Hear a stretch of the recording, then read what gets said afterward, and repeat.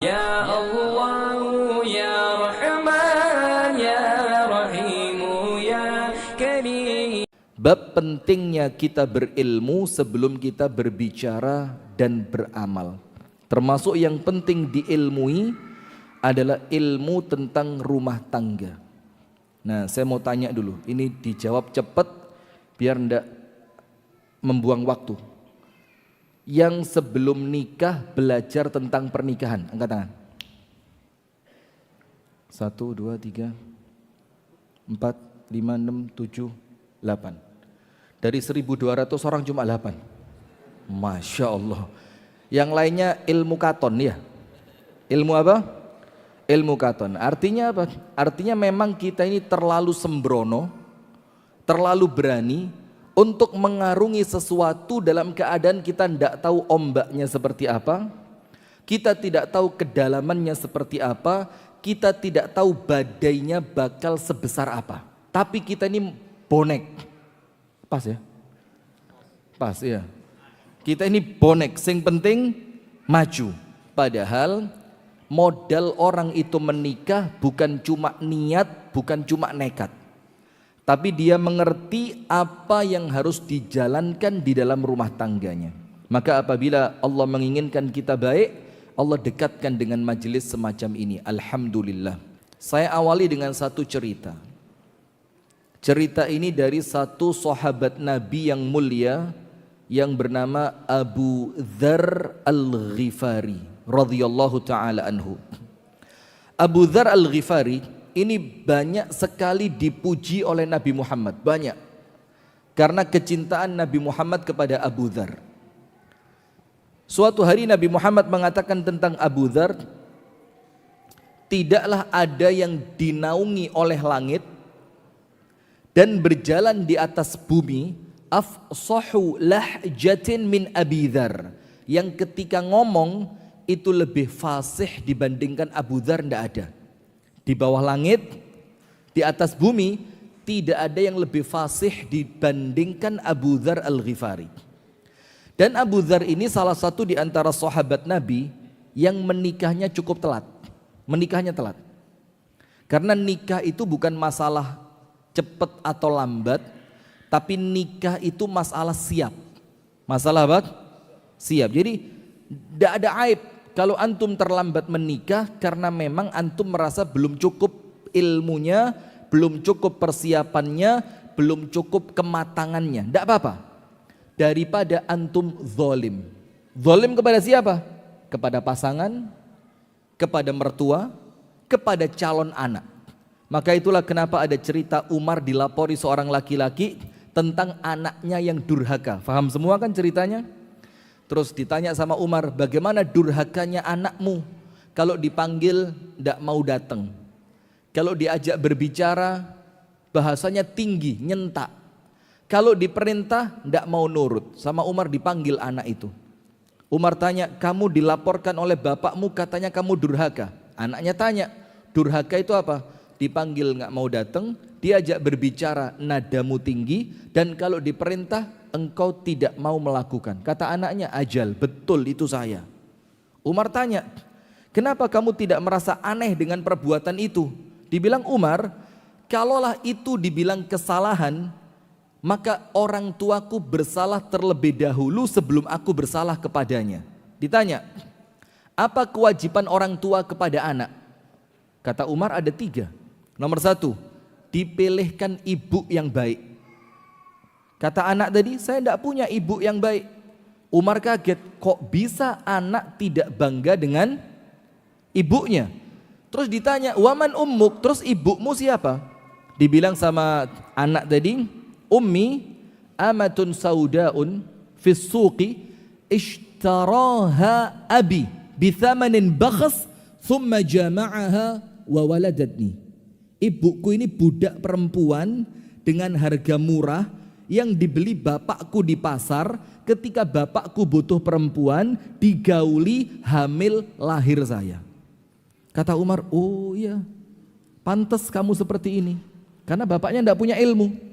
Anaknya jadi korban. Coba kita jujur Pak. Berapa banyak anak kita jadi korban gara-gara kita tidak ibadah. Berapa banyak anak kita jadi korban gara-gara kita tidak pernah datang ke majelis taklim.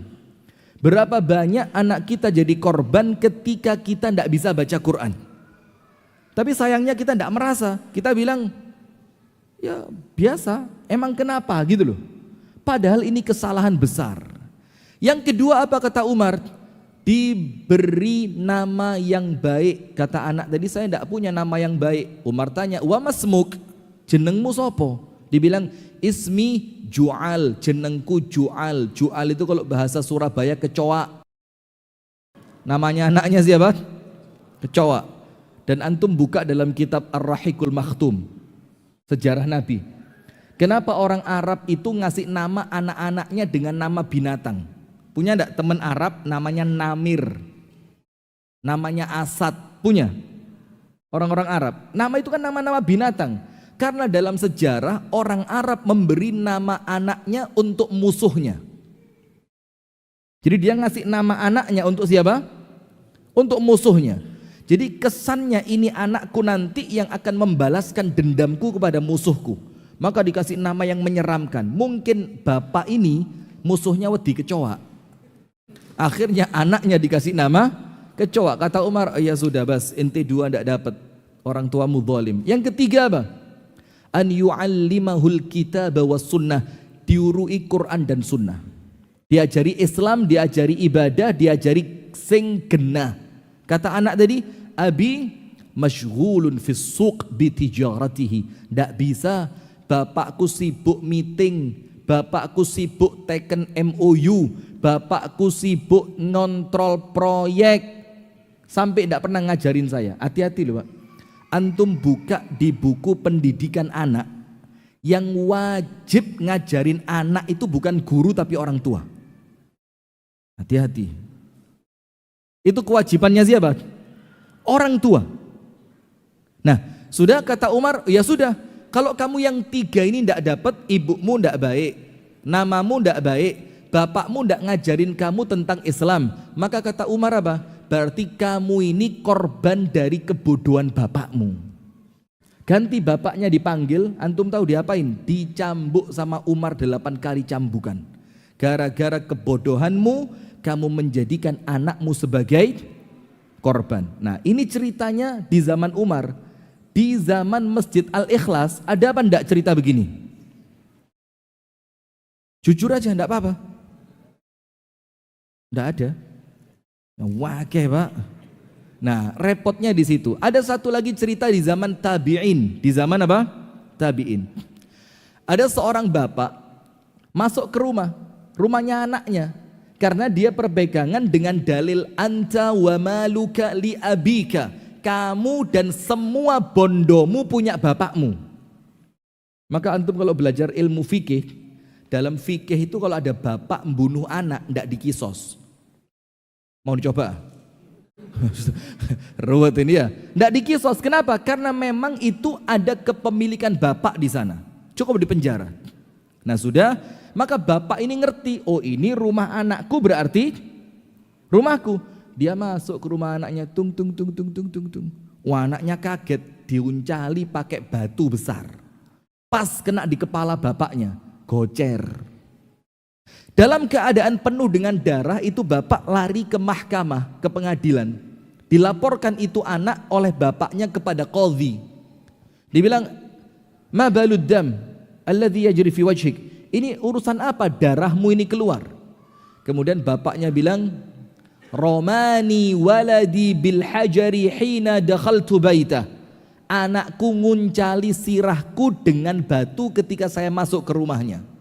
Kata qadhinya, ayo pasukan seret anaknya ke sini, seret anaknya ke pengadilan. Ketika anaknya datang, antum tahu yang pertama kali ditanyakan oleh qadhinya apa? Ditanya oleh hakimnya apa? Kenapa kok sampai bapaknya berdarah? Enggak. Pertanyaannya apa? A'allamaka abuka alkitaba was sunnah? Apakah kamu pernah diajari Quran dan sunnah oleh bapakmu? Pernah enggak diajari Quran sunnah sama bapakmu? Anak tadi bilang, la walau harfan. Satu huruf pun tidak. Kata hakimnya apa? Ya sudah, anaknya boleh pulang. Terus bapaknya ngamuk. Lu ya apa hakim? Gocer loh ini. Apa urusannya ini? Kata hakimnya apa? Dhannaka thawran fadharaba ra'sak. Tadi waktu kamu masuk ke rumah anakmu, kamu sama anakmu dikira banteng. Maka kamu dilempari pakai batu, anakmu ndak salah gara-gara kamu ndak pernah ngajarin dia. Coba kejadian ndak itu di rumah tangga kita? Anak kita teriak, anak kita di waktu sholat wangel jak-jakane sholat. Istri kita ketika diingatkan untuk berpakaian yang rapi susah. Ketika diajak untuk bagaimana caranya keluar rumah tanpa parfum susah.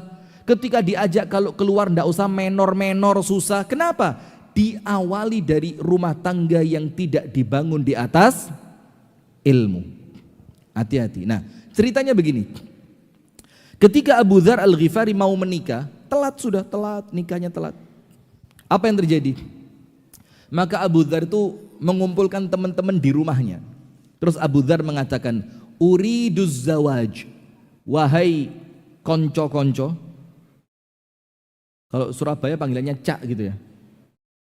Cak. Jangan diganti O, cak. Cak. Ini konco-konco, saya mau nikah, kata Abu Dzar. Fabhathuli an dzati din.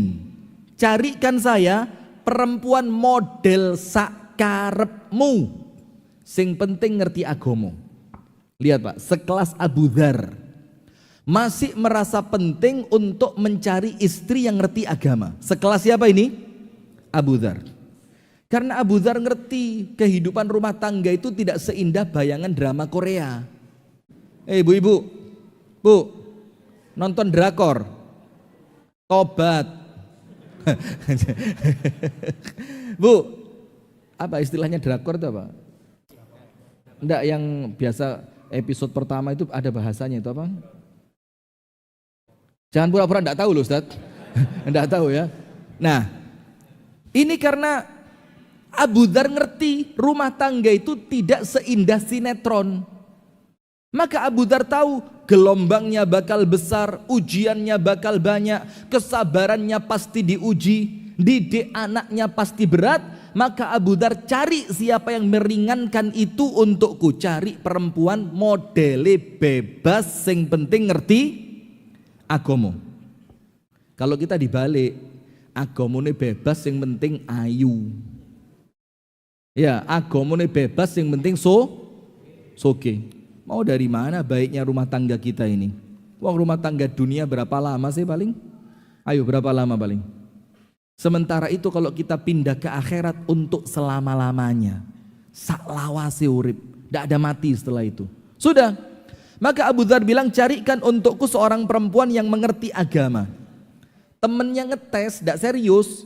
Ngomong apa? Ya Aba Dzarrin, innali amah sauda dzatudin. Abu Dzar, kalau omonganmu benar, saya punya, kata temennya. Seorang budak perempuan berkulit hitam. Dan mohon maaf ya, kalau ngomong budak, jangan bayangkan perawan, tidak ada. Dan itu di zamannya bukan aib. Karena budak itu halal digauli oleh siapa? Oleh majikannya, oleh tuannya. Maka ketika dibilang amah perempuan yang seorang budak, maka jangan bayangkan dia masih gadis. Enggak. Dalam keadaan dia adalah seorang budak plus kulitnya hitam tapi ngerti agama. Antum tahu apa kata Abu Dzar? Uriduha, zawijni minha. Saya mau sama dia. Belum, ndak pakai nazor, ndak pakai PDKT, pacaran 15 tahun, ndak pakai, langsung pokok ngerti agama. Uriduha, nikahkan saya sama dia. Saya mau sama dia. Ndak pakai nazor Pak. Karena apa? Ini menunjukkan Abu Dzar menunjukkan rumah tangga itu yang penting agamane. Lihat perempuan kata Rasulullah dinikahi karena berapa perkara? 4. Bukan nikah 4 perempuan, bukan, jangan salah paham.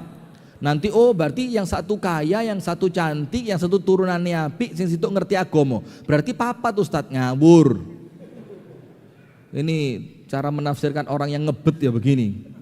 Kata Rasulullah yang pertama, li jamaliha, karena ayune.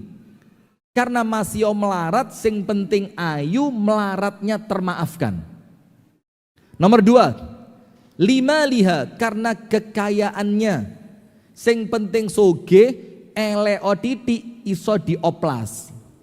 Kalau mereka yang tidak ngerti, suntik skincare, suntik pemutih, hidungnya dipasangi pipo, Pinocchio lah nih. Subhanallah.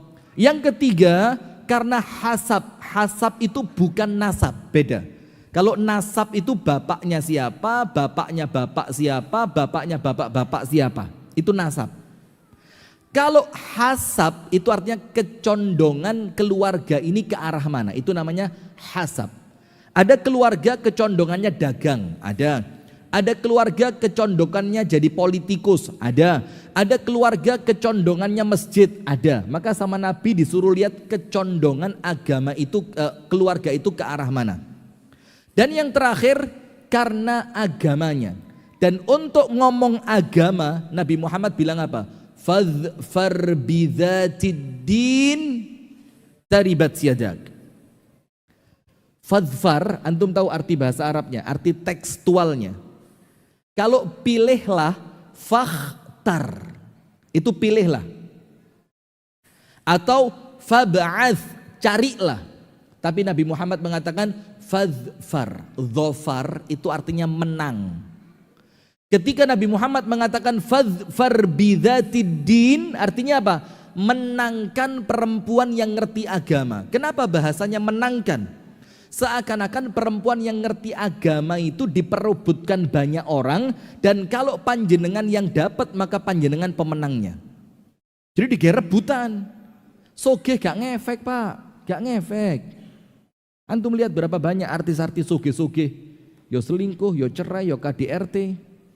Na'udzubillah, a'azzanallahu wa iyyakum ajma'in.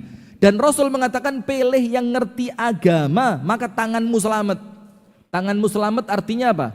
Ringan tanggung jawabmu kelak di hadapan Allah.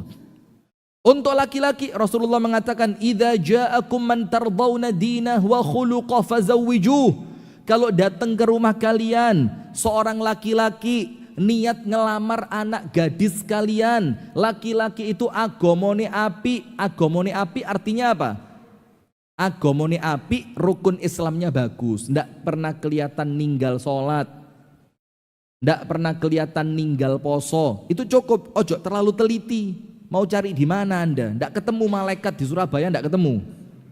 Yang penting ketok sholate genah, posone genah, ngaji yo iso.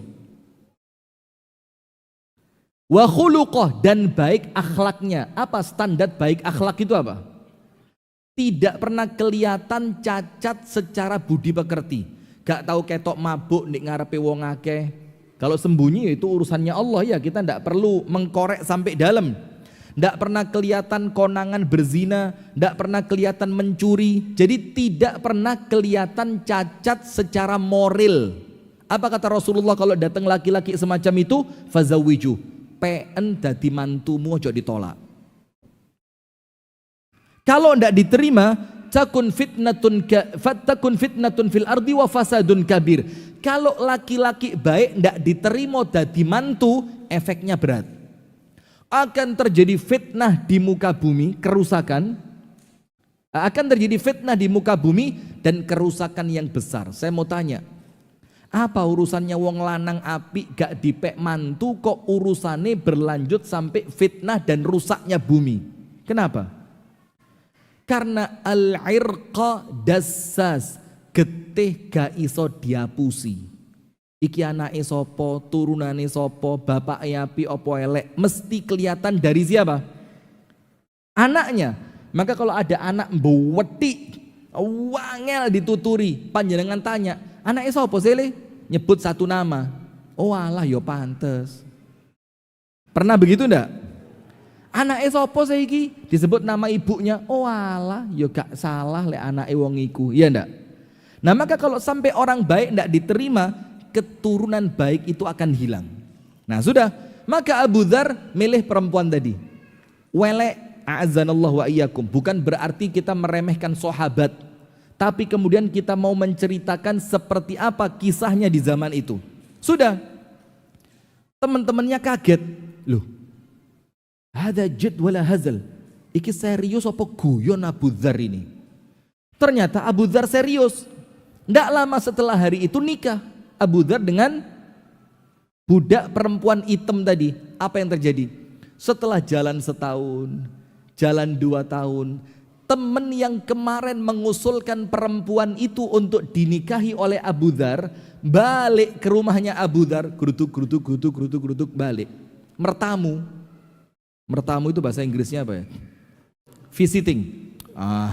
Your English is bad, my English is great. Kampung Inggris ini. Nah, sudah datang teman-temannya, tanya sama Abu Dzar, basa-basi, bagaimana kabarmu, bagaimana istrimu, bagaimana anakmu, segala macam. Ditambahi sama temannya, ya Aba Dzarrin, ama turidul hasna, gak kepingin ta rabi mbek wong wedok sing unyu-unyu gitu. Sing rodok pantes didelok, sing rodok ayu, kulite apik, wajahnya bersih, orangnya cantik, ndak kepingin ta? Abu Dzar langsung nyekak. Skak mat. Apa kata Abu Dzar? Saya tahu maksud kalian ini. Kalian mencela istri saya karena paras wajah dan tubuhnya. Terus Abu Dzar bilang apa? Hiyallati tuqidhuni idza nimt.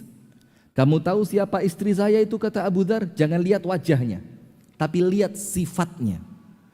Dia itu perempuan yang membangunkan aku ketika aku telat untuk sholat tahajud. Nomor 1. Hiyallati tuqidhuni idza nimt. Dia yang membangunkan saya untuk sholat malam ketika saya ketiduran. Yang bangunin siapa? Istrinya. Panjenengan dibangunin siapa? Alarm muni di snooze, mundur 15 menit sampai adzan subuh ya. Mundur, tunda. Ini yang ketawa pengalaman KB ini ketoro. Alarm wis muni ditunda 10 menit, 15 menit. Subhanallah, la haula wala quwwata illa billah. Nomor 1, hiyallati tuqidhuni idza nimt. Dia yang membangunkan saya ketika saya tidur untuk tahajud. Nomor 2, wa hiyallati tusyajji'uni idza kasult. Itu perempuan yang nyemangati saya kalau saya lagi males. Kita enggak, kita sebaliknya ngelihat istri langsung moodnya hilang. Males lapo-lapo ya. Ini perempuan yang kalian hina. Ini perempuan yang senantiasa menyemangati aku, membangkitkan semangatku, meningkatkan kemauanku untuk ibadah ketika aku sedang malas. Nomor 2. Nomor 3. Wa hiyallati tudzakkiruni idza nasit. Dan itu perempuan dengan agamanya, dia yang mengingatkan aku ketika aku sedang lupa. Terus ditutup sama Abu Dzar apa? Wa idza ra'aitumuha hina adkhalaha Allahu al-jannata la nadimtum annakum ma akhadtumuha. Kata Abu Dzar, saya tahu ini. Nanti kalau kalian lihat kecantikan istri saya yang kalian cela sekarang, ketika Allah masukkan dia ke dalam surga, maka kalian akan menyesal kenapa dulu bukan kalian yang menikahi dia. Coba ini sekelas Abu Dzar. Nah, bagaimana dengan abu-abu ini? Itu nomor 1. Itu kisahnya siapa? Abu Dzar. Antum tahu Imam Ahmad bin Hanbal, Abu Abdillah Ahmad ibnu Hanbal rahimahullahu ta'ala, nikahnya umur 50. Tidak pakai ditanya kapan nikah, tidak pakai. Dan kalaupun ditanya mungkin Imam Ahmad gak baperan ya. Umur 50 baru nikah. Orang tuanya sudah meninggal, abahnya meninggal, umiknya meninggal. Maka datang ke bibinya. Terus Imam Ahmad ini ngomong sama bibinya, ya khala uriduz zawaj. Wahai bibiku, saya mulai tertarik nikah, coba carikan untuk saya. Berangkat bibinya ke rumah salah satu orang. Yang di dalam rumah itu ada 2 gadis perempuan di rumah tadi, ada 2. Ketika bibinya masuk, ditanya sama ahlul bait, "Madza turidin?" Apa yang kamu inginkan? Dibilang apa? "Akhtub li libni akhi Ahmad ibni Hanbal." Saya melamarkan untuk ponakan saya yang namanya Ahmad bin Hanbal. Saya mau lihat 2 putri kamu. Namanya dilamar Imam Ahmad. Dan Imam Ahmad ketika mau nikah sudah menjadi ulama yang terkemuka di zamannya. Maka pintu manapun yang diketuk tidak akan ditolak. Itu loh Pak, lek terapi Pak. Sing pantes, sing keren, ojo rabi ndingklak. Mau ngapain? Ngapain ya? Tidak jadi wes Pak, pulang saja. Lah lemes. Ini antum yang yakin pintu manapun antum ketuk antum tidak akan ditolak. Kenapa? Kualitas diri, sing pantes, sing dewasa, sing keren, yang punya prestasi. Saya glembos sih. Iya, umur 17 tahun tidak bisa apa-apa di tempat kita ini.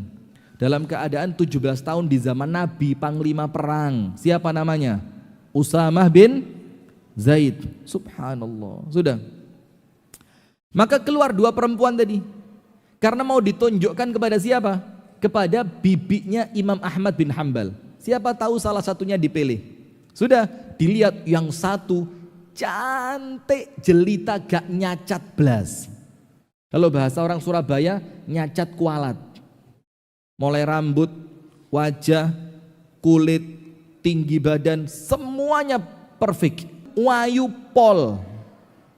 Tapi agamanya kurang. Nomor 2, biasa banget kalau tidak boleh dibilang jelek. Biasa banget, tapi agamanya cakep. Sudah, pulang bibinya Imam Ahmad, ketemu sama Imam Ahmad. Ya Ahmad ibn Hanbal, wahai ponaanku Ahmad bin Hanbal. Ada 2 di rumah tadi, tak ceritani. Nomor 1, wayu pol. Kalau kita Pak krungu Pak, yo sikuai. Lo nomor 2 durung krungu, wis iku wae, gak usah kakean. Nomor 1 apa? Cantik jelita, top. Diceritakan, tapi indaha naqisun fid din, tapi dia itu agamanya kurang. Nomor 2 diceritain hidungnya, kulitnya jelek Ahmad yang nomor 2. Tapi zatudin, agamane apik. Apa kata Imam Ahmad? Idza tazawwajtu li hawaya, kalau saya nikah untuk nafsu saya pilih yang nomor 1. Ayo, ini kita koreksi diri masing-masing. Anda nikah untuk nafsu atau untuk yang lain? Kalau saya nikah untuk nafsu saya pilih yang nomor 1. Cantik jelita, agama urusan buri. Gak jilbaban masuk, tak jilbabi kok mari rabi. Iya lek sampai di kafani gak jilbaban ya apa? Nomor 1, kata Imam Ahmad, kalau saya nikah untuk nafsu, saya pilih nomor 1. Wa idza tazawwajtu li rabbi wa li akhirati wa li dini fakhtartu tsaniyah. Tapi kalau saya nikah untuk Allah, saya nikah untuk akhirat, wa tazawwajtu li dini, untuk agamaku, fakhtartu tsaniyah. Saya pilih yang kedua. Dan antum tahu yang dipilih yang mana? Yang kedua. Nomor 2, wajah biasa tapi agamanya cakep. Coba perempuan sekarang. Subhanallah. Nah sudah, setelah kisah itu apa yang terjadi?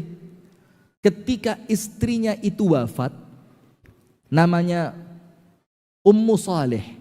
Ketika istrinya itu wafat, Imam Ahmad Ritha itu menceritakan kebaikan istrinya di hadapan orang-orang yang takziah. Apa kata Imam Ahmad? Aishtu 20 sana ma'a Ummi Saleh fama ikhtalaftu ma'aha walau kalimah. Saya hidup sama perempuan ini 20 tahun, kata Imam Ahmad. Fama ikhtalaftu ma'aha walau kalimah. Tidak pernah membantah saya walaupun dengan 1 kata. Walaupun dengan berapa? 1 kata. Sekarang kalau istri kita kakean protes, ojo ngamuk, muhasabah, kita nikahnya untuk siapa kok sampai milih orang seperti itu? Ketika istri itu kemudian protes, nuntut, minta ini, minta itu, ganggu ini, ganggu itu, jangan gampang ngamuk. Coba muhasabah. Kenapa kok sampai muncul perempuan seperti itu di rumah kita? Yang milih siapa? Ayo. Ayo jawaban Pak. Siapa yang milih dulu? Ustadz kebablasan. Lawas ceramah ikat saiki. Maka kata Imam Ahmad, karena saya pilih agamanya, dan saya menikah untuk Allah, saya menikah untuk akhirat, saya menikah untuk agama Allah, maka Allah membalas untuk saya dengan apa? Hidup 20 tahun blas tidak pernah bantah. Subhanallah. Itulah istri yang nolong kita untuk perkara akhirat. Nah maka ada satu hadis yang sahih dalam kitab As-Sahih Al-Jami'. Rasulullah sallallahu alaihi wasallam bersabda, qala Rasulullah sallallahu alaihi wasallam, liyattakhidh ahadukum qalban syakira. Hendaknya setiap kalian memiliki qalban syakiran, hati yang gampang bersyukur. Hati yang gampang bersyukur itu apa? Oleh titik syukure gede. Tidak seperti kita, oleh gede syukure. Kenapa kita ini mendapatkan perkara besar kok syukurnya kecil? Karena perkara besar itu sudah biasa kita dapat. Karena keinginan kita terlalu besar sampai oleh sing gede kesannya. Yang jane sing tak jaluk sakmene. Jadi syukurnya kurang. Sementara qalban syakiran itu oleh titik syukurnya gede. Jadi jangan terlalu tinggi angan-angan. Antum tahu tinggi angan-angan itu penyakit yang dilemparkan siapa ke dalam hati kita? Setan. Setan itu membisiki kita tulul amal. Tulul amal itu apa? Panjang angan-angan, panjang cita-cita, dianggap umure sik dawa. Itu namanya tulul amal.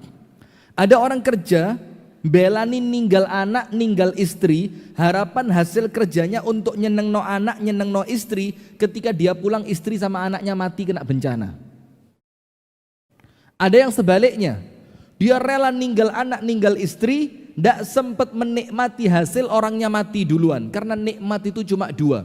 Kalau bukan Anda yang meninggalkannya, Anda yang ditinggalkan olehnya. Tinggal pilih mau yang mana. Nah sudah, maka oleh Rasulullah diingetin, wis talah goleo ati sing gampang syukur, oleh titik wis seneng, sing penting cukup wis api.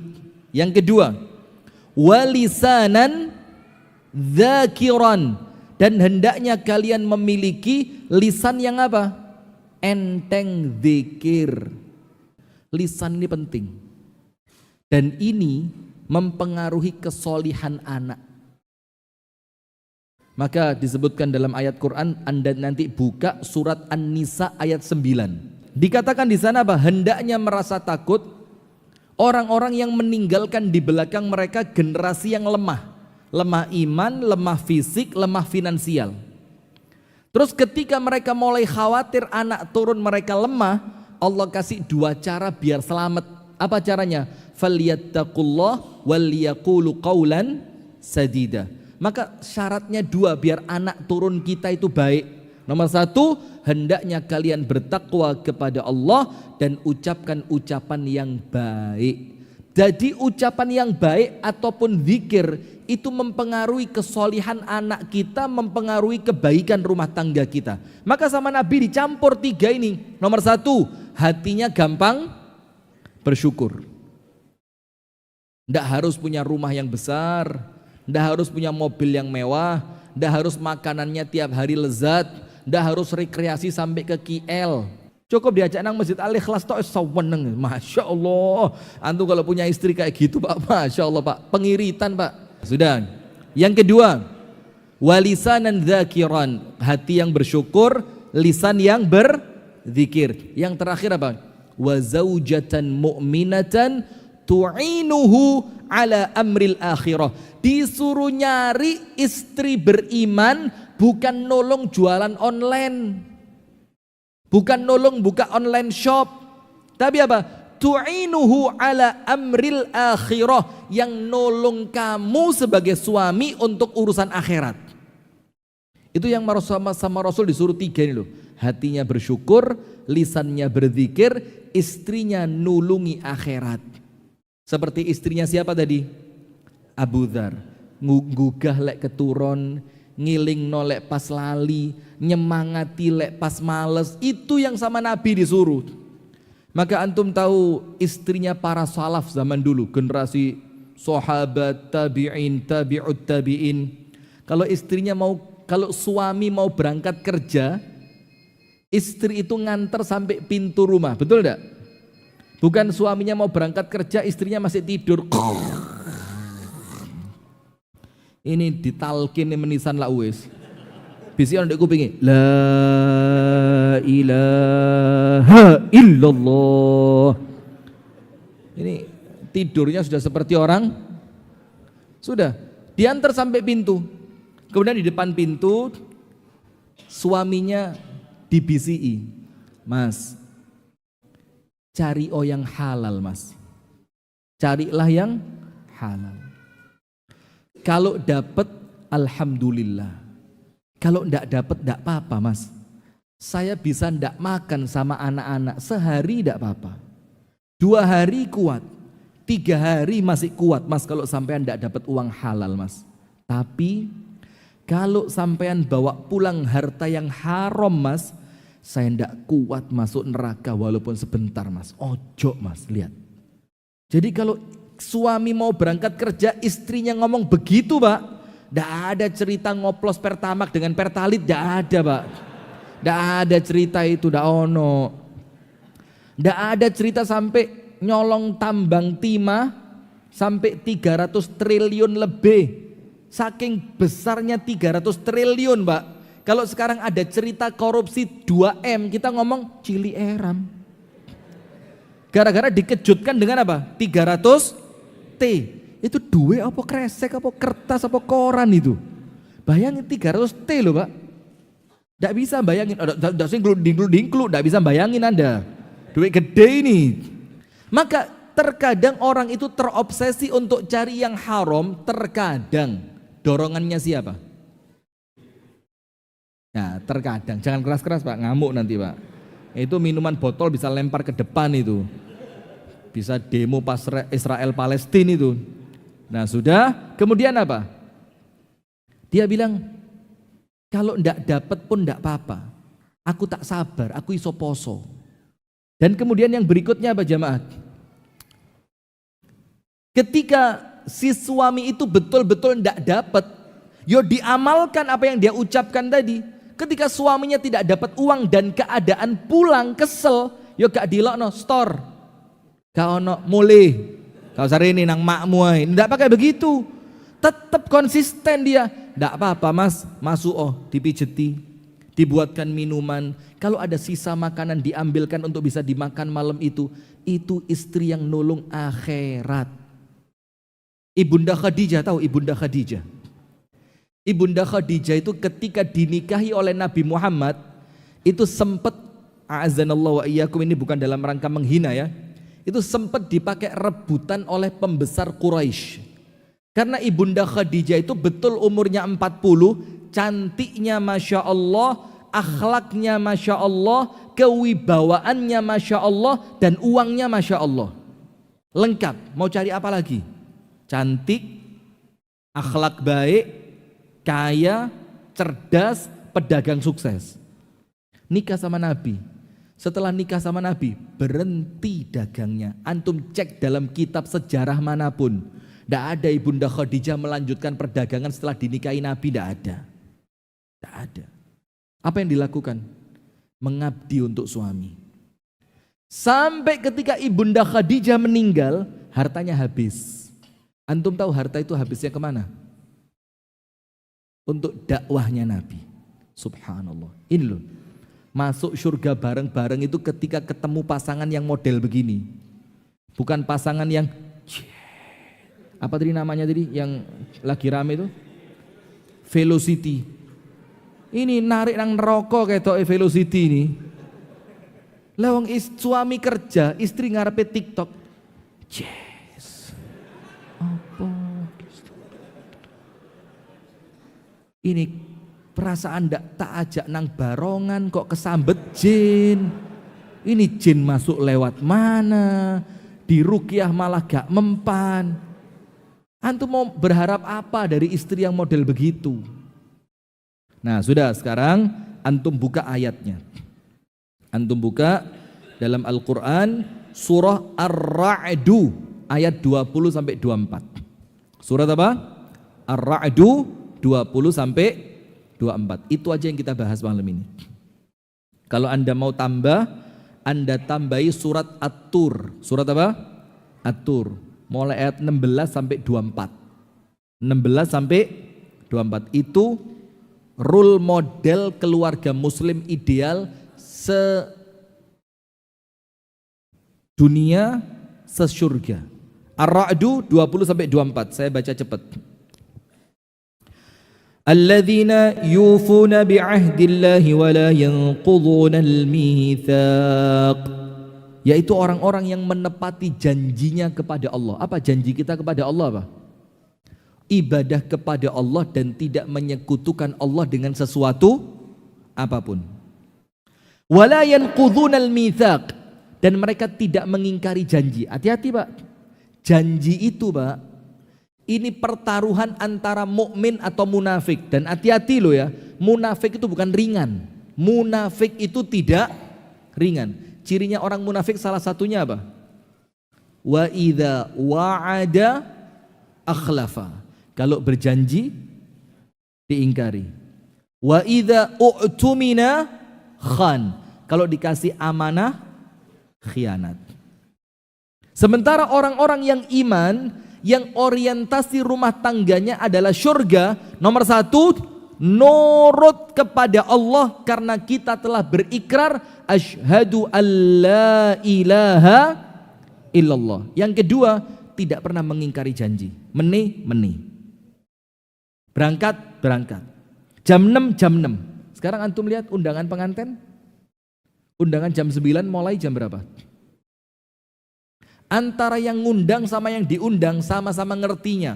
Lek diundang jam songong ini ya kira-kira ngerti lah ya, mulai ini 9:30 paling cepat wisan. Sampai Pak KUA-nya pun ngerti. Ini apa namanya kalau bukan munafik coba? Hati-hati jamaah. Yang kedua, walladzina yasiluna ma amarallahu bihi ayyusal, yaitu orang-orang yang senantiasa menyambung apa-apa yang Allah perintahkan untuk disambung, tidak pernah mutus yang namanya silaturahim. Qati'ur rahim la yadkhulul jannah. Orang yang mutus silaturahim tidak pantas masuk surga. Hadis Bukhari Muslim. Mau apa Anda? Yang belani musuhan mbek mase, adike, ponaane, Pak Dene, mau masuk surga lewat pintu yang mana Anda?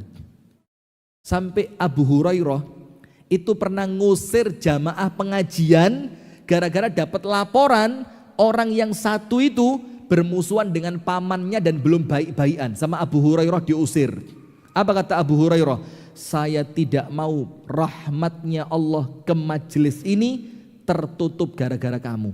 Pergi kamu dari majelis saya. Nomor 2, senantiasa menyambung tali apa? Silaturahim. Wa yakhshawna rabbahum wa yakhafuna su'al hisab. Takut kepada Allah, tidak macam-macam Pak. Wedi sama Allah, merasa diawasi oleh Allah, merasa bahwa dia bakal dihisab oleh Allah.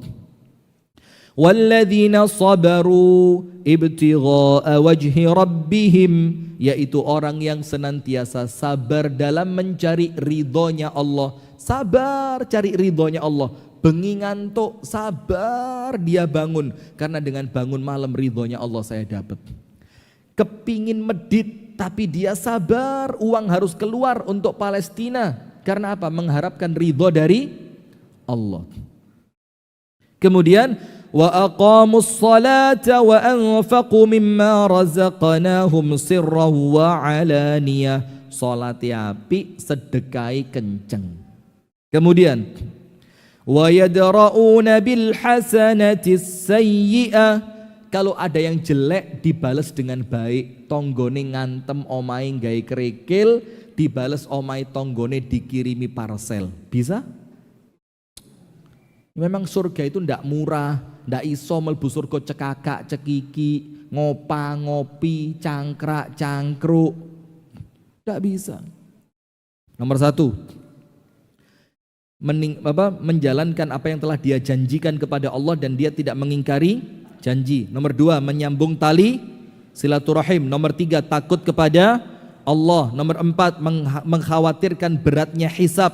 Nomor 5, sabar dalam mencari keridhaan Allah. Nomor 6, mendirikan sholat. Nomor 7, menyedekahkan sebagian apa yang Allah berikan. Dan yang ke-8, membalas keburukan dengan kebaikan. Terakhir apa? Ulaika lahum uqbaddar. Mereka itulah yang dapat balasan negeri yang baik, rumah yang baik. Apa itu? Jannatu adnin yadkhulunaha wa man salaha min abaihim wa azwajihim wa dzurriyyatihim. Mereka Allah masukkan ke dalam surga bareng siapa? Bareng bapaknya, bareng istrinya, bareng suaminya, bareng anak-anaknya. Allah masukkan surga bareng kabeh. Ar-Ra'du berapa? 20 sampai 24. Allah masukkan mereka ke surga, bapaknya ikut masuk, otomatis ibunya. Istrinya ikut masuk, otomatis suaminya. Anak-anaknya ikut masuk. Wal malaikatu yadkhuluna alaihim min kulli bab. Dan malaikat tidak berhenti masuk ke pintu surganya mereka mengucapkan apa? Salamun alaikum bima sabartum fa ni'ma uqbaddar. Malaikatnya bilang, Mas, selamat ya atas kesabaranmu waktu di dunia. Sabar dalam menjalankan aturan Allah. Itu kalau kita pengen masuk bersamamu masuk ke dalam surga. Ojo salah milih pasangan. Kalau panjenengan mau mantu, cari mantu sing agamane apik, Pak. Sugih gak mesti mulyakne anak panjenengan, gak mesti. Dapat mantu kaya belum tentu memuliakan anak Anda, belum tentu. Nah, itu makanya jamaah sekalian, Anda buka nanti di rumah tambah 1 surat At-Tur. Surat apa? At-Tur ayat 16 sampai 24, supaya kita insya Allah masukkan ke dalam surga bareng dengan semua keluarga kita. Allahumma amin. Barakallahu fikum.